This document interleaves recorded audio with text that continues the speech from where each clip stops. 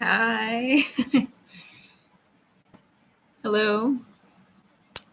Hello, this is Alicia from Quick and Delish, and I just decided to change my position and see if I can show you the moon. Um, doesn't seem like I can. Anyway, I tried. Okay. It's amazing. I hope you get a chance to see the moon. Okay, so I'm going to set the timer. I'm getting good at this. I'm just kidding. Still practice, and practice makes perfect. Okay, hopefully the video is not too blurry. I want to share with you a couple ideas for breakfast. So down there's a video for plan ahead oatmeal bars. And what's so cool is the recipe makes 12 to 15 bars depending on how big you cut them. So I cut them into 15 bars because I'm a smaller person. And if you need more fuel than me, then you have 12 bars, whatever. And it's depending on what you're using. Is it a snack or is it a meal? So that's what to consider when you're cutting them up. Anyway, maybe I'll do a video when I've actually baked a pan of bars, although it's a little bit awkward. I'll figure out the camera situation, I think, down the road. I'm just working on my laptop now, and it's a little tricky because I can only film in my living room because the Wi-Fi situation. Anywho, I'm grateful that Wi-Fi works and I'm able to film live videos for you right now. So I wanted to show you a couple weeks ago, in the beginning of March, not in the beginning of the March, in the middle of March when we started shelter in place in San Francisco, California, or in California in general. I bought a bunch of different bananas, and so I had some bananas that were ripening, and then I put some green bananas next to them, and then they made the green bananas ripen really quickly. And so then I had like 12 bananas that needed to get used. And so I made 2 pans of the Plan Ahead oatmeal bars. And so I have like 22 bars in my freezer, which is really cool. So I had to figure out how to freeze them using the space wisely because I have other food in there. That like some frozen vegetables, some frozen fruit. I have some frozen ground bison and some other things. Some frozen meals that I cooked yesterday that I made a video of. If you watch that, then you'll see I made 6 of those. So I have 5 of them frozen, I think. Anyway, I was going to show you. I normally put my bars in. So this is like the bulk of them. So it's just like a plastic container with the bars in there in Ziploc bags. And I don't normally store them in the freezer in Ziploc bags. I usually, under normal circumstances, not shelter in place situation, I layer the bars with parchment paper. Like I cut parchment paper into squares, or I like tear them like a monster to make square shape paper to separate the bars. And so then they don't stick together. And so I have a 1 or 2 containers of the bars in the freezer usually. And sometimes I'll just put 2 bars in a container. And then I'll bring those to work to heat up.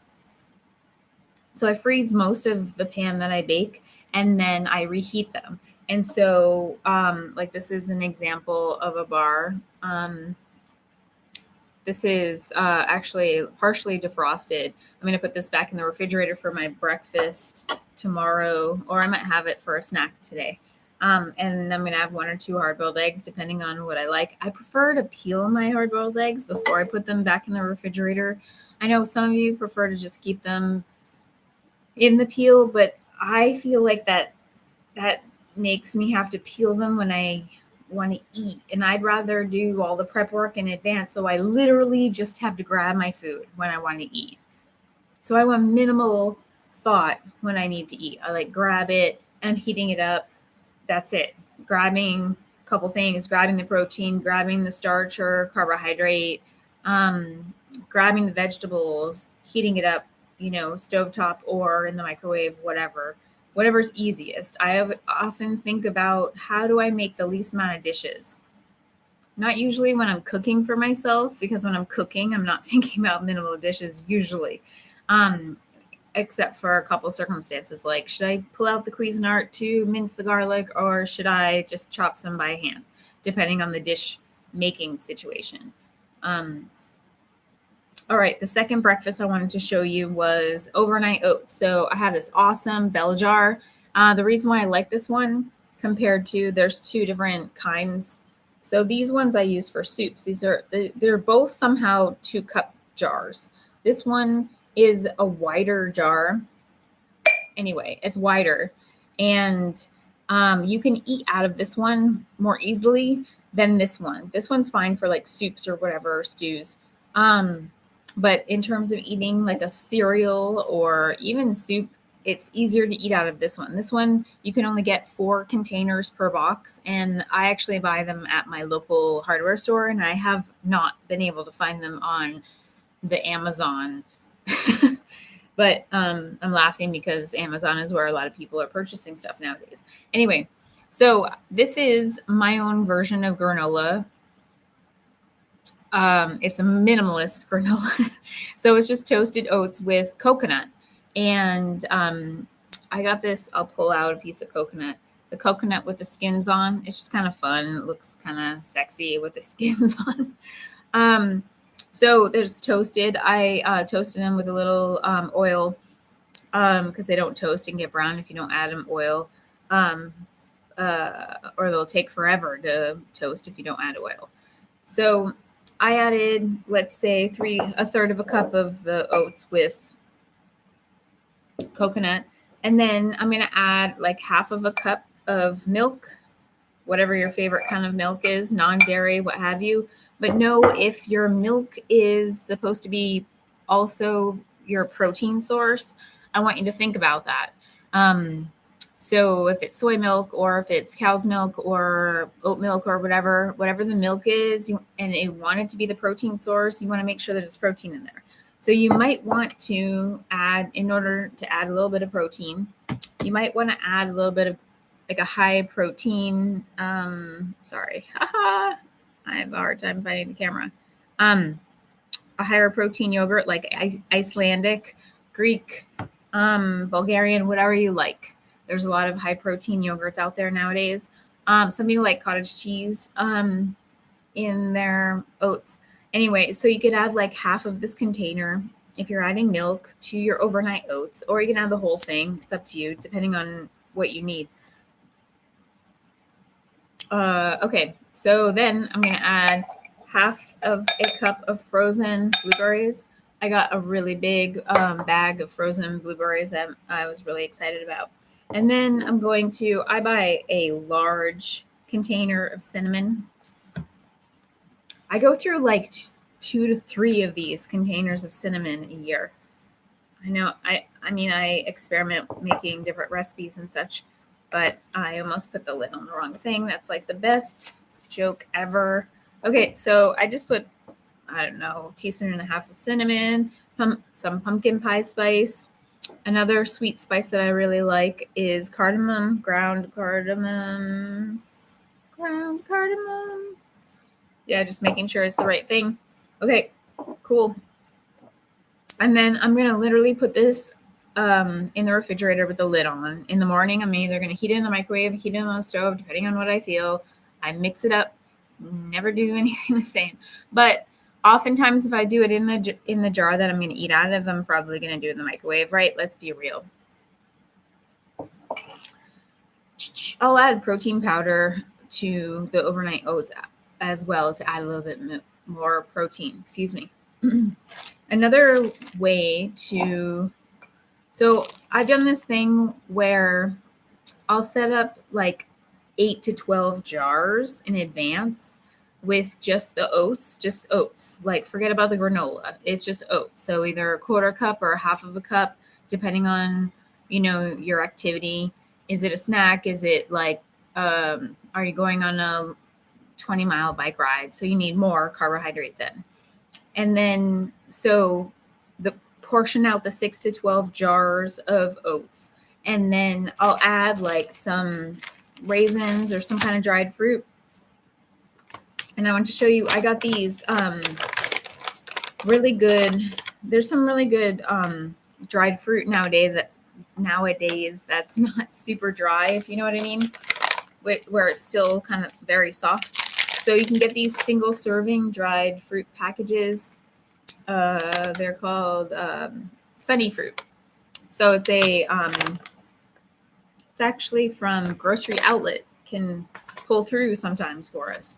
Okay, so what I would do is I would just take scissors, and I'm not going to put these out because they're really sticky and I don't want to wash my hands right now, but I'm not in the kitchen. So I would just pull out a fig or two and cut it with my kitchen scissors.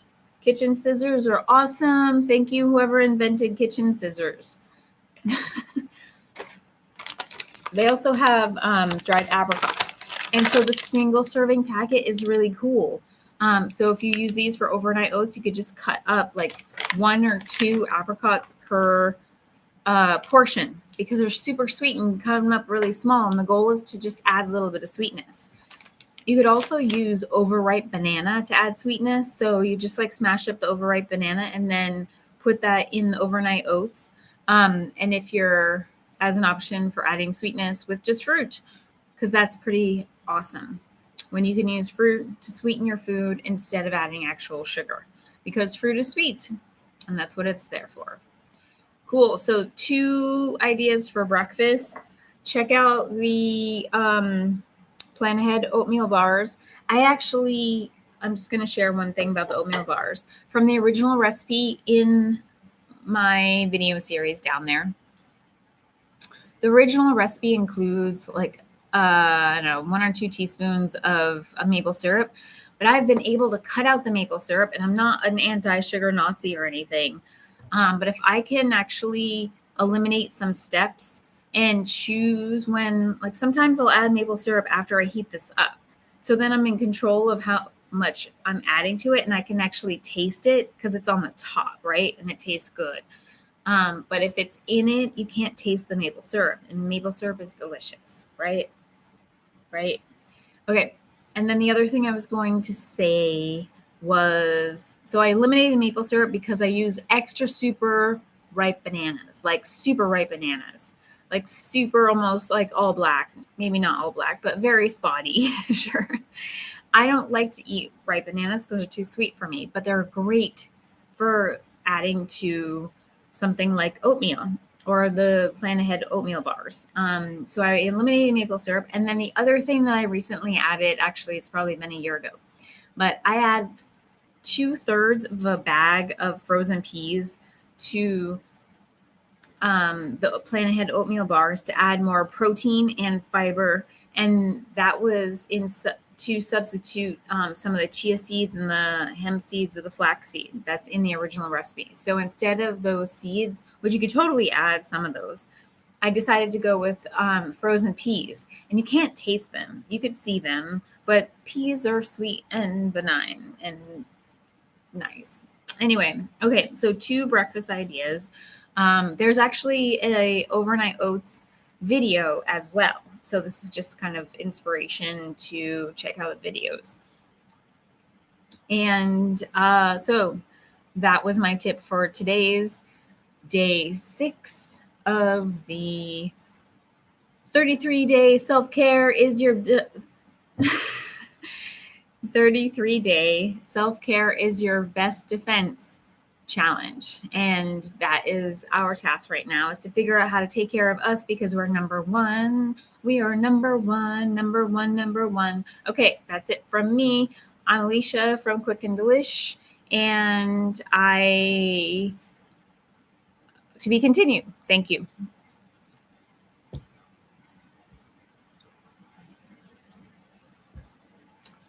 I don't know about